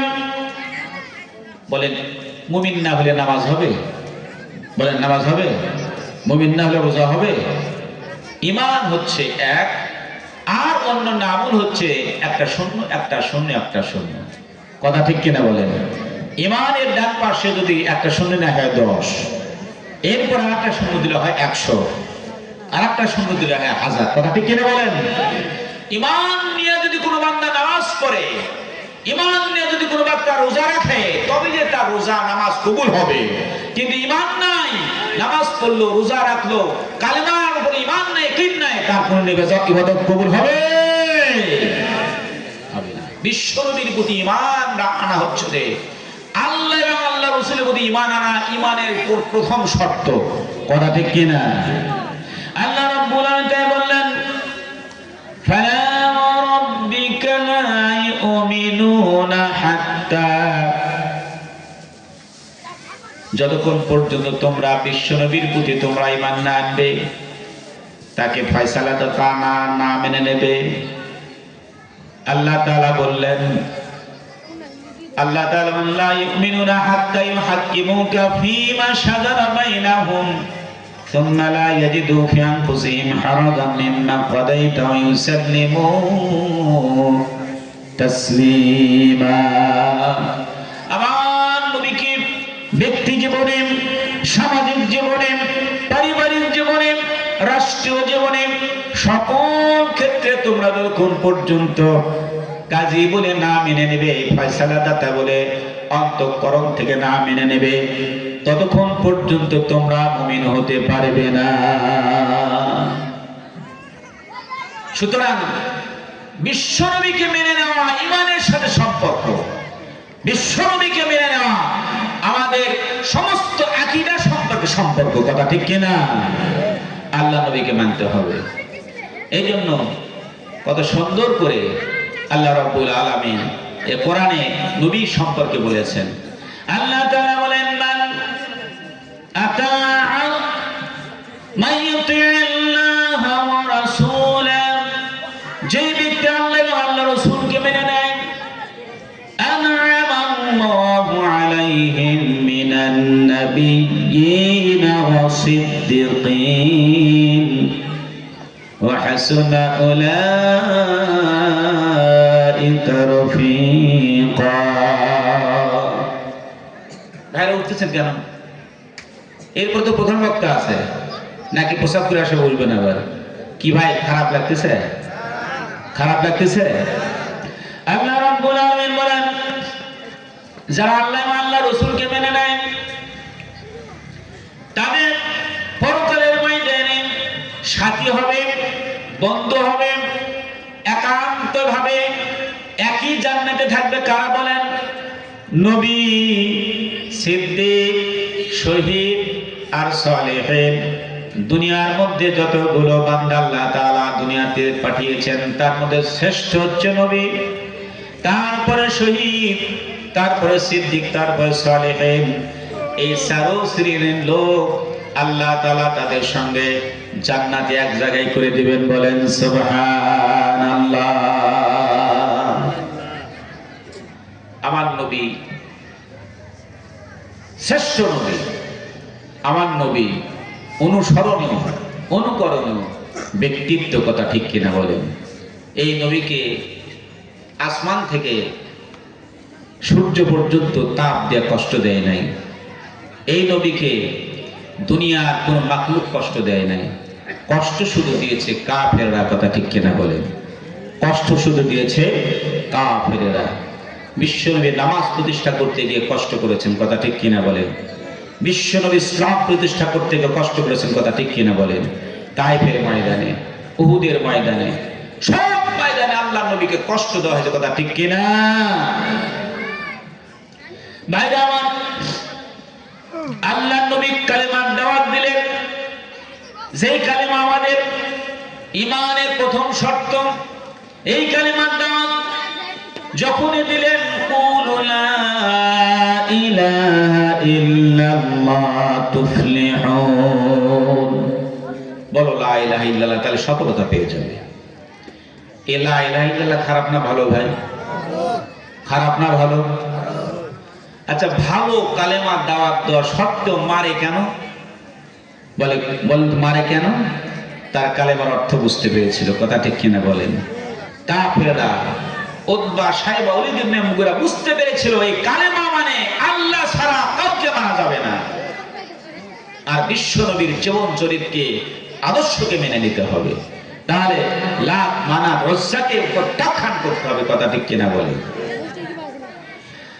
আমার ভাইরা, এই দাওয়াত যখন দিল, আপন চাচা, একদম আপন, আব্দুল্লাহ, আবু লাহাব, এরা একই মায়ের পেটে ভাই। আব্দুল্লাহ বিশ্বনবীর বাবা, আর আবু লাহাব তার চাচা, কথা ঠিক কিনা বলেন? এত বড় বড় পাথর নিয়ে বলছে, তাব্বাকা ইয়া মুহাম্মদ আলী হাজা জামাতানা, হে মুহাম্মদ, এই জন্য কি আমাদেরকে ডাকছো? এই কালেমার দাওয়াত দেওয়ার জন্য? তুমি ধ্বংস হও। কি বললেন? তুমি ধ্বংস হও। আপন ভাতিজাকে এখানে ক্ষান্ত নয়, বাড়ির সঙ্গে বাড়ি, বাড়ির সামনে কাটা বিছায়া রাখেন, এখানেই ক্ষান্ত নয়, তার বাড়িতে নাপাকি ফেলে দেয়া রাখে। হুজুর কোনোদিন প্রতিবাদ করে নাই, কোনোদিন গাল বন্ধ করে নাই, হুজুরকে নানান ভাবে কষ্ট দেয়। এমনকি নামাজরত অবস্থায় যখন রুকুতে যায়, হুজুরের মাথার উপরে নারী ভুড়ি চাপায় দেয়, বকের উপরে নানান ভাবে ওজন চাপায় দেয়। হুজুর কোনোদিন প্রতিবাদ করে নাই। আল্লাহর হাবিব এই কষ্টগুলো সহ্য করে করে আল্লাহর জমিনে আল্লাহর দ্বীন কায়েম করার জন্য চেষ্টা করলেন। বিশ্বনবী সাল্লাল্লাহু আলাইহি ওয়াসাল্লাম ধৈর্যের সাথে মোকাবেলা করলেন। আল্লাহর হাবিব বিশ্বনবী জনাবি মুহাম্মদ রাসূলুল্লাহ সাল্লাল্লাহু আলাইহি ওয়াসাল্লাম কোনোদিন বদদুয়া করেন নাই। কি সুন্দর নবী ছিলেন আমার, কত সুন্দর নবী ছিলেন আমার, কোনোদিন কাউকে বদদুয়া করে ইল্লা ইউজাহিদা ফি সাবিলিল্লাহ, শুধুমাত্র জিহাদের ময়দানে ব্যতীত অন্য কোন সময় হুজুর কাউকে মারেন নাই। বলেন আলহামদুলিল্লাহ। তাইফের ময়দানে গেলেন, যুবকরা না বুঝে তাকে পাথর মারতে মারতে জমিনে ফেলে দিল। রক্তে রঞ্জিত হয়ে গেলেন, হুজুর পড়ে গেলেন, আবার পাথর মারলেন, আবার পড়ে গেলেন। রক্তে রঞ্জিত হয়ে গিয়ে তার শরীর থেকে রক্ত পড়তে পড়তে তার জুতো মোবারক খুলে খুলে পড়ে যাচ্ছিল। হযরতে জিবরাইল ফিরেছে, এসে বলছে, ইয়া রাসূলুল্লাহ, ইয়া হাবিব আল্লাহ, আপনি বলেন, হুকুম দেন, আমার দুটো পাখা দিয়ে জাতিকে আমি নাস্তানাবুদ করে দেই। বিশ্বনবী কি বদদুয়া করেছিলেন? বদদুয়া করেছিলেন? সাহাবীরা বলেন, ইয়া রাসূলুল্লাহ, মুশরিকরা কত কষ্ট আপনাকে দিল, কাফেররা কষ্ট বেদনা আপনাকে দিল, আপনি বদদোয়া করেন। আল্লাহর হাবিব বললেন লাম আমউবাস লাআনা ইন্না বুইস্তু রাহমা। হে আমার পরের সাহাবীরা, আমাকে মেরেছে, আমাকে রক্তাক্ত করেছে, আমার শরীর দিয়ে রক্তে রঞ্জিত করেছে, কিন্তু জেনে রাখো আমি কোনদিন দুনিয়ার ময়দানে লানত করতে আসি নাই, আমি দুনিয়ার ময়দানে এসেছি রহমত দিতে। বলেন সুবহানাল্লাহ। তিনি আমার রহমতের নবী। এজন্য আল্লাহ তাআলা বলেন ওয়া মা আরসালনাকা ইল্লা রাহমাতাল লিল আলামিন। হে নবী, আপনাকে আমি রহমতের নবী হিসেবে প্রেরণ করেছি। বলেন সুবহানাল্লাহ। সেই রহমতের নবী উম্মত হয়ে আমরা খুশি না বেজার? খুশি না বেজার? ভাইরা আমার, তিনি এমন নবী, দুনিয়াতে যিনি উম্মতি উম্মতি বলে পাগল পাড়া ছিলেন, আখিরাতের ময়দানে তিনি উম্মতি উম্মতি বলে পাগল পাড়া থাকবেন। যেই নবী দুনিয়ার থেকে যখন আমরা বিদায় হয়ে যাব, সেই নবীর নামই কবরে রাখা হবে। কথা ঠিক কিনা? বলেন কথা ঠিক কিনা? কি ভাই আমার কথা বুঝতে পারছেন? কবরে যখন আপনি এলাকায় রাখেন কি বলেন? বলেন তো দেখি। বিসমিল্লাহি ওয়া আলা মিল্লাতি রাসূলিল্লাহ। কি ভাই আপনারা জানেন না এই কথা? কি মুরব্বি কবরে আসল কি বলেন? বিসমিল্লাহি ওয়া আলা মিল্লাতি। কিছু যে বলছেন না ভাই, কি আলেম ওলামা নাই এখানে? কি বলেন? বিসমিল্লাহি ওয়া আলা মিল্লাতি। বলেন বিসমিল্লাহি ওয়া আলা মিল্লাতি রাসূলিল্লাহ। কি এই কথা বলেন না আপনারা? এই কথা বলেন কি না? এর অর্থ কি? বিসমিল্লাহি ওয়া আলা মিল্লাতি রাসূলিল্লাহ, তার মানে আল্লাহর নামে রাসূলের দলে রেখে দিলাম। কার দলে? আল্লাহর নামে রাসূলের দলে রেখে গেলাম। তাহলে মরে গেলে, মরে যাওয়ার পরে কার দলে রাখতেছে ভাই? কার দলে? আজীবন দল করেছে অন্য মানুষের, আজীবন দল করেছে মানব রচিত, আজীবন দল করেছে মানুষ দিয়ে চালিত শাসন ব্যবস্থা কায়েম করার জন্য। আর মরার সময় বলতেছে রাসূলের দলে রেখে গেলাম।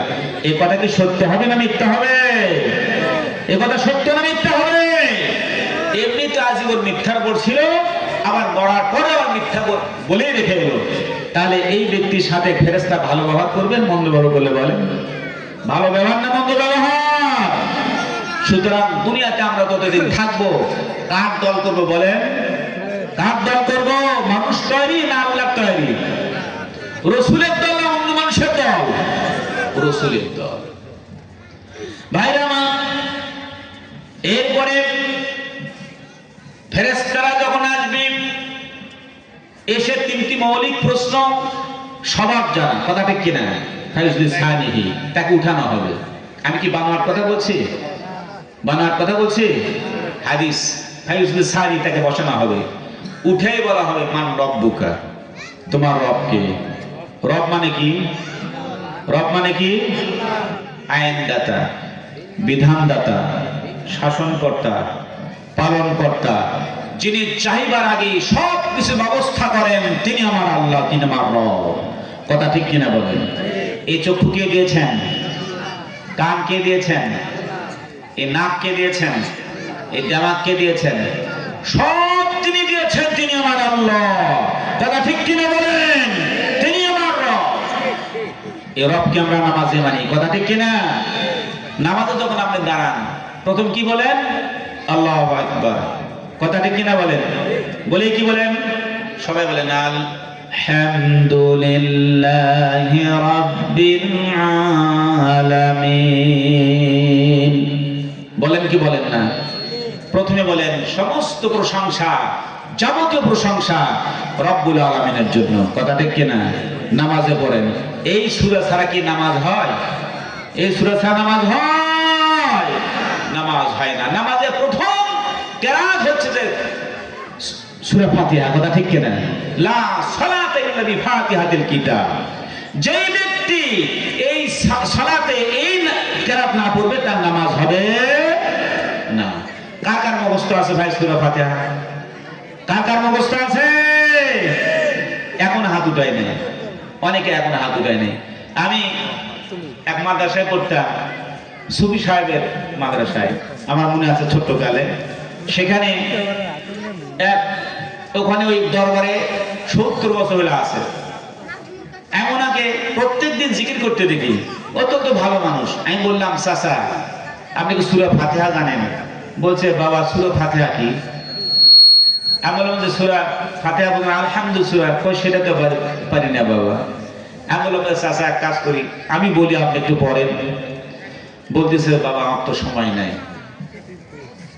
সকালে জিকির করে, সন্ধ্যায় জিকির করে, ভালো আলহামদুলিল্লাহ ভালো মানুষ, কিন্তু সূরা ফাতিহা জানেই না, মুখস্থও নাই, আর পড়তে বললে বলে আমার সময় নাই। কথা বুঝতে পারছেন? এই হচ্ছে কপাল পোড়া, কোরআনের সাথে আমাদের সম্পর্ক নাই। ভাইরা আমার, এরপরে আমি লক্ষ্য করে দেখলাম ওই ব্যক্তি নিয়মিত জিকির করে কিন্তু কোরআন তেলাওয়াত করে না। অথচ প্রথম আয়াত এটা কোরআনের, কথা ঠিক কিনা? এই আয়াত আল্লাহ তাআলা বলছেন যে সমস্ত প্রশংসা সমস্ত গুণগান একমাত্র আল্লাহ তাআলার জন্য। এই বলে আপনি নামাজ শুরু করলেন। এরপরে ওই বান্দা যখন রুকুতে গেল, কি পড়ে ভাই বলেন? কি পড়ে? সুবহান রাব্বিয়াল আযীম। কি এই কথা পড়ে? কে বলে না? আপনাদের এলাকায় মনে হয় নামাজ পড়েন না আপনারা? কি বলছেন না? বলেন সুবহান রাব্বিয়াল আযীম, বলেন সুবহান রাব্বিয়াল আযীম, বলেন সুবহান রাব্বিয়াল আযীম। এর মানে হচ্ছে পূত পবিত্র একমাত্র পালনকর্তা শাসনকর্তা আল্লাহর জন্য, তিনি সকল অপবিত্রতা থেকে মুক্ত, তারই প্রশংসা করছি, বলেন আলহামদুলিল্লাহ। তাহলে আমি কওমাতে মেনে নিলাম আমার শাসনকর্তা পালনকর্তা আইনদাতা আল্লাহ, রুকুতে মেনে নিলাম আমার পালনকর্তা শাসনকর্তা আইনদাতা আল্লাহ। এবার সেজদায় যান, সেখানে কি বলছেন? সুবহানা রাব্বিয়াল আ'লা। কথা ঠিক কিনা বলেন? কথা ঠিক কিনা বলেন? সমস্ত প্রশংসা সমস্ত গুণগান সবচাইতে বড় যিনি আইনদাতা বিধানদাতা শাসনকর্তা আমার রব। কথা ঠিক কিনা? তাহলে দাঁড়ানো অবস্থায় মানলাম আমার রব আল্লাহ, নামাজের রুকুতে মানলাম আমার রব আল্লাহ, সেজদায় মানলাম আমার রব আল্লাহ। এরপরে সালাম ফিরা যখন ইমাম সাহেব বলছে রব্বানা আতিনা, হে আল্লাহ, হে আমার পালনকর্তা আমার শাসনকর্তা, আমাকে দাও দুনিয়াতে শান্তি আখিরাতে শান্তি। তাহলে দোয়ার মধ্যেও রব। কথা ঠিক কিনা বলেন? তাহলে নামাজে বললাম আমার রব আল্লাহ, রুকুতে বললাম আমার রব আল্লাহ, সেজদায় বললাম আমার রব আল্লাহ, দোয়াতে বললাম আমার রব আল্লাহ। সেই আল্লাহ সমাজে নাই, সমাজে আছে চোর ডাকাত বদমাশ, এই সমস্ত লোক দ্বারা সমাজ ভর্তি। কথা ঠিক কিনা বলেন? সমাজ নামাজে আমি বললাম আল্লাহর প্রশংসা করলাম, নামাজে আমি আল্লাহর গুণগান করলাম, সমাজে আমি সমস্ত গুণগান বাদ দিয়ে মানুষের গুণগান করলাম। কালকে শিরক হলো না হলো না বলেন? শিরক হলো না হলো না বলেন? সুতরাং শিরক মুক্ত ইবাদত আমাদের করতে হবে। শিরক মুক্ত ইবাদত যদি করতে চান, আল্লাহর আইন জমিনে বাস্তবায়ন করতে হবে। যেমন নামাজে পড়ে সেই রকম সমাজেও থাকতে হবে। কথা ঠিক কিনা বলেন? ভাইরা আমার, এরকম একটা সমাজ ব্যবস্থা বিশ্বনবী কায়েম করার জন্য যুদ্ধের অবতীর্ণ হয়েছিলেন, যার কারণে তার মারা আসতো। কথা ঠিক কিনা? কথা ঠিক কিনা? ভাইরা আমার, এমন যদি হতো আমার দেশের শাসক হতো ওমরেরই মতো, হতো আবু বকরের মতো। কথা ঠিক কিনা বলেন? এমন যদি হতো আমার দেশের শাসক হতো ওমরেরই মতো, হতো আবু বকরের মতো। ভাইরা আমার, হযরত আবু বকর রাদিয়াল্লাহু তাআলা আনহু এমন শাসক ছিলেন, সাধারণ কোষাগার থেকে মাসাদিক কাম অল্প অল্প করে নিয়া সামান্য হালুয়া প্রস্তুত করে তার স্ত্রী তার সামনে পরিবেশন করেছে। 1 মাস পরে আল্লাহর হাবিবের এই প্রথম খলিফা তিনি বললেন, হালুয়া কোথায় পেলেন? অথচ তিনি রাষ্ট্রের প্রধান। কথা ঠিক কিনা বলেন? রাষ্ট্রের প্রধান বলছে হালুয়া কোথায় পেলে? বলছে, হুজুর আমাকে মাফ করে দিবেন, 1 মাস আগে আপনার ছেলে মেয়েরা চেয়েছিল কিছু হালুয়া খাবে, তো এগুলো তো আপনাকে তো বলা যায় না, আপনি তো গরিব ভারতে জীবন যাপন করতে চান, 1 মাস যাবত অল্প করে রেখে রেখে কিছুটা জমায়া সেইটা দিয়ে একটু হালুয়া প্রস্তুত করেছি। সঙ্গে সঙ্গে তিনি বাইতুল মালে চলে গেলেন, গিয়ে বলছে, আমার ভাই, আমি রাষ্ট্রের প্রধান, আমার এলাকার মধ্যে সবচাইতে গরিব যে দিন আনে দিন খায়, সেই ব্যক্তি পরকালের ময়দানে উঠে সর্বপ্রথম জান্নাতে চলে যাবে, আর আমার এলাকার মধ্যে আমি রাষ্ট্রপ্রধান হওয়ার কারণে ওই ব্যক্তির পরে আমি জান্নাতে যাব, এটা আমি মেনে নিতে পারবো না। সুতরাং আমি চাই সবচাইতে গরিব ভারতে আমার জীবন যেমন চলবে, সুতরাং আমার বেতনের থেকে এত অংশ প্রত্যেকদিন কম করে দিবেন, যেন আমার বাড়িতে কোনো হালুয়া প্রস্তুত করতে না পারে। বলেন সুবহানাল্লাহ। এমন শাসক ছিলেন। ভাইরা, আল্লাহ রাব্বুল আলামিন কি ঈমান তাদের দান করেছিলেন হযরত ওমর। তার বাড়িতে রাষ্ট্রীয় কোষাগার থেকে মধু এসেছে। কি এসেছে? কি এসেছে? কিছু মধু। তখন তিনি রাষ্ট্রের প্রধান। এই বাংলাদেশের মতো কি রাষ্ট্র? এরকম প্রায় 40টি বাংলাদেশের চাইতে বড় রাষ্ট্র, এই রাষ্ট্রের প্রধান হচ্ছে হযরত ওমর ফারুক। তার কাছে সামান্য মধু এসেছে যে আপনি বন্টন করে দিবেন, আপনি এলাকাবাসীকে দিবেন, যা আপনি এলাকাবাসী পাবেন সেরকম আপনার বাড়িতে একটা যাবে। ভাই কথা কি শুনতে পাচ্ছেন? উনি তার স্ত্রীকে বললেন, প্রাণীর স্ত্রী, এই মধুটা আপনি একটু বন্টন করে দিয়ে।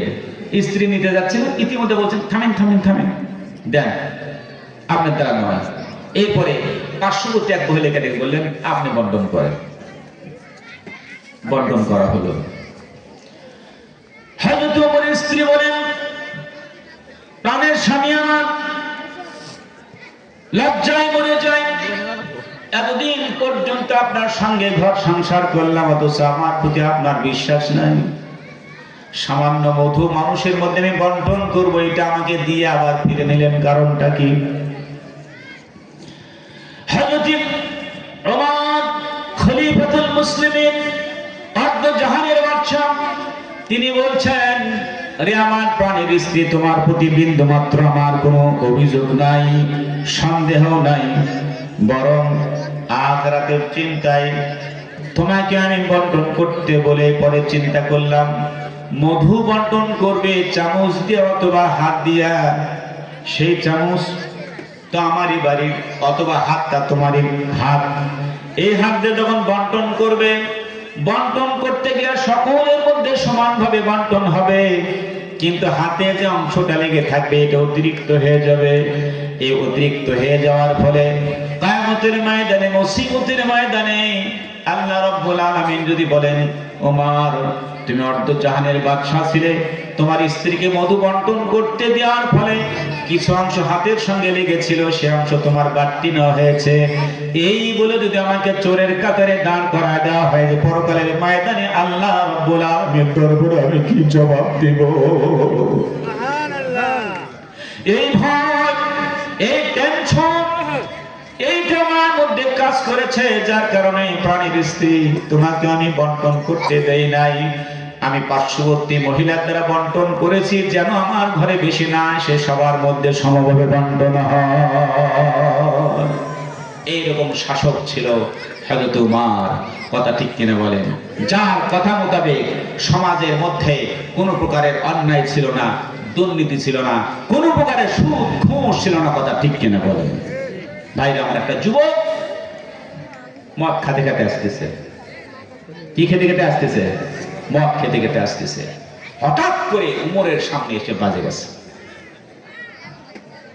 ওই যুবক বলছে, আল্লাহ, যার ভয়ে গরু এবং মহিষ একই ঘাটে পানি খায়, সাগরের পানি পর্যন্ত উত্তোলিত হয়, সেই উমরের সামনে আমি আর ধরা কি জবাব দিব তার দরবারে? আল্লাহ তাআলা উমরের সামনে পড়ে গেলাম, মদের বোতল আমার হাতে। জীবনের তরে আমি তোমার দরবারে খালেস নিয়তে আমি তওবা করি, রব্বুল আলামিন আমাকে এই বিপদ থেকে মুক্ত করো, জিন্দেগিতে আর মদ খাবো না, একদম খালেস নিয়তে তওবা করছি, আমি ভালো হয়ে যাব।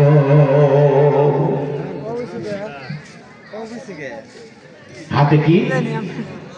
মদের বোতল। সামনে কে? ধরা পড়লে খবর আছে কিনা? ধরা পড়লে কি মাফ করবে? প্রাণটা যাবে, কথা ঠিক কিনা? অন্তর থেকে তওবা করছে কার কাছে? আল্লাহ সব পারে না? পারে না? ভাইরা আমার, উমরের ভয়, মাঝখানে আল্লাহর ভয়, দুই ভাগ একত্রিত করে অন্তর থেকে আল্লাহ রাব্বুল আলামিন দবে বললেন, আল্লাহ আজকে যদি উমরের এই নজর থেকে তুমি যদি দয়া করে আমাকে পরিত্রাণ দাও, আমি তো মদের বোতল ফেলেও দিতে পারবো না। আবার এটা নিয়ে যদি প্রমাণিত হয় আমি মদ খেয়েছি, তার সন্তানকে মারতে মারতে মারতে 30টা বাড়ি মারার সঙ্গে সঙ্গে দুনিয়ার থেকে বিদায় হয়ে চলে গেছে। তারপরে হুদুদকে কায়েম করার জন্য 80টা বাড়ি তার পূরণ করতে আরো 50টা বাড়ি কবর উপরে মেরেছিল। সেই উমর তার সামনে উপরে গেছি, জীবনটা বের হয়ে যাবে। রব্বুল আলামিন দয়া করে আমাকে আজকে তওবাকারীর মধ্যে অন্তর্ভুক্ত করে নাও। এই বিপদ থেকে যদি তুমি মুক্ত করো, জিন্দেগিতে মদ খাবো না, আর কোনোদিন নামাজ ছাড়বো না। তওবা যদি কোনো বান্দা অন্তর থেকে করে, আল্লাহ শুনে কি শোনে না? বলেন, শোনে কি শোনে না? একটা আমল শিখিয়ে দেই, সব সময় তওবা করবেন। কি পড়বেন? আস্তাগফিরুল্লাহ, আস্তাগফিরুল্লাহ, আস্তাগফিরুল্লাহ। ব্যবসা করবেন পড়বেন, বাণিজ্য করবেন পড়বেন, ক্ষেত খামারে কাজ করবেন পড়বেন। আল্লাহ রাব্বুল আলামিন আপনার ভিতর থেকে সমস্ত জাহালত দূর করে দিয়া আল্লাহ রাব্বুল আলামিনের খাঁটি বান্দায় পরিণত করে দিবে, এমন খাঁটি করে দেবে। এই মুখে আপনি যা বলবেন সেটা আল্লাহর বলা হয়ে যাবে, এই অন্তর দিয়ে যা কল্পনা করবেন সেটা আল্লাহর কল্পনা হয়ে যাবে। আর এই মুখে যা খাবেন আল্লাহ রাব্বুল আলামিন হালাল খাওয়া আপনাকে খাওয়াবে, মুস্তাজাবুদ দাওয়া হয়ে যাবে যদি অন্তর থেকে তওবা করেন। আজ থেকে আমরা তওবা করতে রাজি আছি তো ইনশাআল্লাহ? রাজি আছি তো ইনশাআল্লাহ? এই যুবক অন্তর থেকে তওবা করলেন। খুব করে এসে হযরত ওমর বললেন, যুবক তোমার হাতে কি? মিথ্যা বলা যায় না, আবার সত্য বললেও জীবন থাকে না। মনে রাজান্তে বের হয়ে গেল, এটা আমার হাতে শরবত। কি বের হয়ে গেল? আমার হাতে শরবত। এই কথা বলার সঙ্গে সঙ্গে আসমানের মালিকটা তওবা কবুল করে নিয়েছেন। জিবরাইলকে বললেন, জিবরাইল তাড়াতাড়ি করে যাও, জান্নাত থেকে শরবতের একটা বোতল, অবিকল বোতল নিয়ে যাও, ওই যুবকের হাতের মধ্যে দাও, আর ওই যুবকের হাত থেকে তুমি ওই মদের বোতলটা নিয়ে চলে এসো। আল্লাহ রাব্বুল আলামিনের এই কাজ কথা, এই কথা মোতাবেক ওই যুবকের হাত থেকে এমন ভাবে পরিবর্তন করে নিয়েছে, যুবক টের পায় নাই। বলেন মারহাবা। ভাইরা আমার, তওবা কাকে বলে? এই যুবকের হাত থেকে নিয়ে হযরত ওমর টেস্ট করার জন্য বলছে, যুবক এটা কি সত্যি মদ না শরবত? বলছে শরবত। হযরত ওমর রাদিয়াল্লাহু তাআলা আনহু মুখে দিলেন, মুখে দেওয়ার সঙ্গে সঙ্গে দেখলেন শুধু শরবত নয়, এমন শরবত দুনিয়াতে কোনোদিন তিনি পান করেন নাই। সবচাইতে সুমিষ্ট এবং সুস্বাদু শরবত দ্বারা এই বোতলটা ভর্তি। বলেন সুবহানাল্লাহ। তুবু ইলাল্লাহি তাওবাতান নাসুহা। আল্লাহ রাব্বুল আলামিন বলেন, বান্দা যখন আল্লাহর ভয়ে, সমস্ত ভয় যখন চুতরায় ফেলে দেয়া, মানুষের ভয়, শাসকের ভয়, সমস্ত আইন শৃঙ্খলা বাহিনীর ভয়, কি ভয় না করে একমাত্র আল্লাহর ভয় যখন তোমরা আল্লাহর দরবারে তওবা করবে, আল্লাহ রাব্বুল আলামিন তোমাদের তওবা কবুল করে নেবে। প্রমাণ পেলেন? প্রমাণ পেলেন? ভাইরা আমার, সুতরাং আল্লাহ রাব্বুল আলামিন প্রধান বক্তা এসেছেন, প্রধান বক্তার আগমন, বলেন প্রধান বক্তার আগমন। নারায়ে তাকবীর, নারায়ে তাকবীর, নারায়ে তাকবীর। প্রধান বক্তার আগমন, প্রধান বক্তার আগমন। নারায়ে তাকবীর। প্রিয় উপস্থিতি,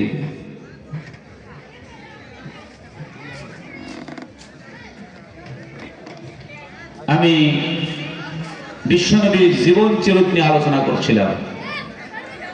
শেষের যে অংশ, তাকে মানলে কি হবে আর না মানলে কি হবে, এহকালে এটাকে মানার গুরুত্ব কতটুকু আর না মানার ভয়াবহতা কতটুকু, এটা বলেই আমার বক্তব্য শেষ করতে চাচ্ছিলাম।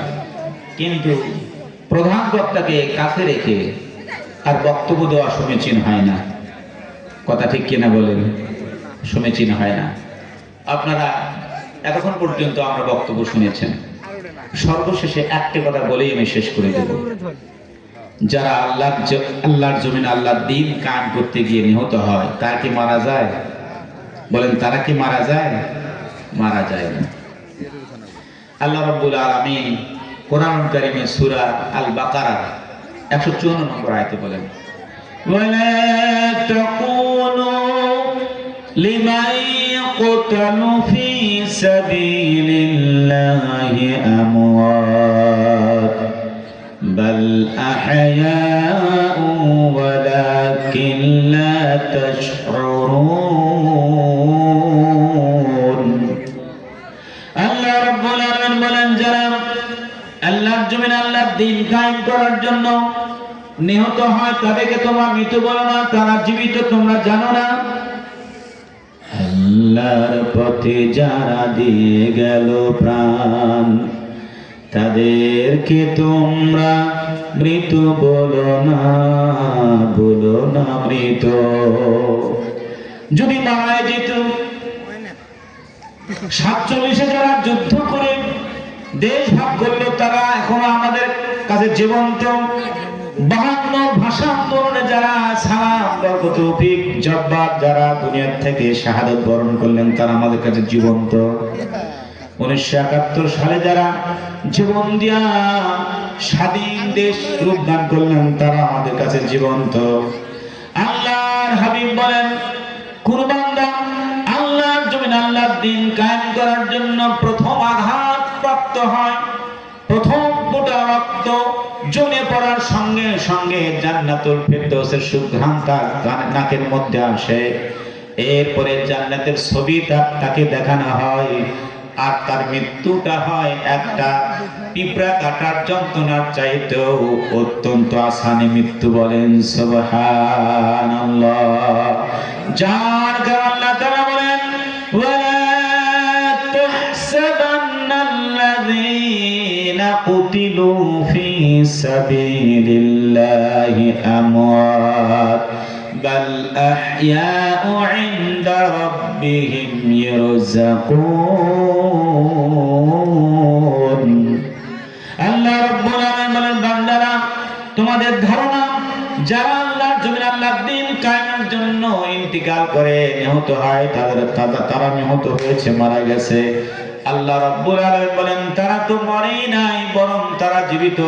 শুধু জীবিতই নয়, আমি রব্বুল আলামিনের পক্ষ থেকে তারা রিজিক প্রাপ্ত। বলেন সুবহানাল্লাহ। আর জোরে বলেন সুবহানাল্লাহ।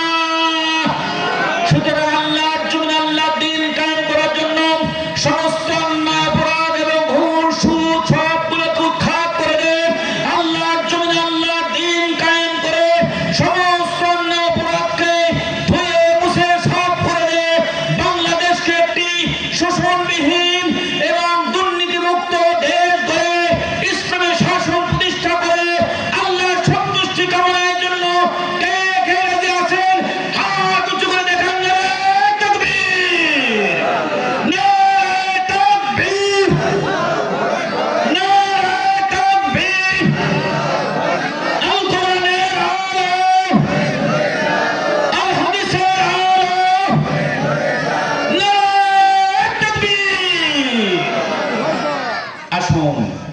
আল্লাহ রাব্বুল আলামিন এতক্ষণ পর্যন্ত যা বলার সুযোগ দিলেন আর যা আমরা শুনলাম সবগুলোই মেনে আমাদের জীবন পরিচালিত করার তৌফিক দেন আমরা বলে আমিন। যারা আমাকে দাওয়াত দিয়ে আমাকে ধন্য করেছেন সকলকে ধন্যবাদ জানিয়ে, আজকের এই যুব সমাজকে ধন্যবাদ জানিয়ে, যারা এসেছেন তাদেরকে ধন্যবাদ জানিয়ে, মা বোন পর্দার আড়াল থেকে ওয়াজ শুনছেন, আমার ভাইজান আপনাদের ব্যাপারে কথা বলবেন, আমি আপনাদের ব্যাপারে বলার সুযোগ পেলাম না, শুধু একটা কথা বলে শেষ করি। 5 ওয়াক্ত নামাজ পড়বেন, রমজান মাসে রোজা রাখবেন, সতীত্বের হেফাজত করবেন, স্বামীর খেদমত করবেন, জান্নাতের 8টা দরজা, সব দরজা আপনাদের খোলা থাকবে, যে কোনো দরজা দিয়ে সহি সালামতে বেহেশতে প্রবেশ করবেন। সম্মানিত মা বোনেরা আপনাদের ধন্যবাদ, ভাইরা আপনাদের ধন্যবাদ, বাবারা আপনাদের ধন্যবাদ। সকলে সুস্বাস্থ্য ও দীর্ঘায়ু কামনা করে আমার বক্তব্য এখানে সমাপ্ত ঘোষণা করছি। ওয়া আখিরু দাওয়ানা আলহামদুলিল্লাহি রাব্বিল আলামিন। আসসালামু আলাইকুম ওয়া রাহমাতুল্লাহি ওয়া বারাকাতুহু। সুবহানাকা আল্লাহুম্মা ওয়া বিহামদিকা আশহাদু আন লা ইলাহা ইল্লা আনতা আস্তাগফিরুকা ওয়া আতুবু ইলাইক।